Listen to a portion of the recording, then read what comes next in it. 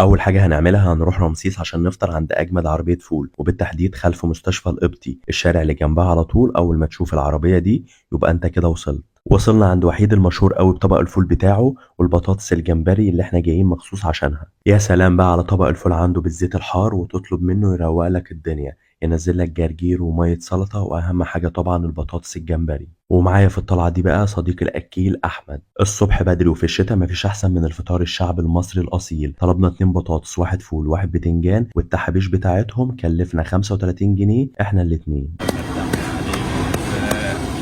الفول بتاعه كان حلو قوي، والبطاطس الجمبري بتاعته دي اختراع، والجرجير طبعا اساسي، ولازم نحبس بميه السلطه ونفطر الفطار المتين ده عشان ورانا ماشي كتير قوي النهارده. وبعد الفطار خدناها ماشي لحد العتبه، وقابلنا بتاع العرق سوس ده وضربنا واحد ب3 كان جامد قوي. وهناك بقى ممكن تشتري كل حاجه نفسك فيها وباسعار حلوه قوي. يعني الجاكيت ده كان عامل 250 جنيه.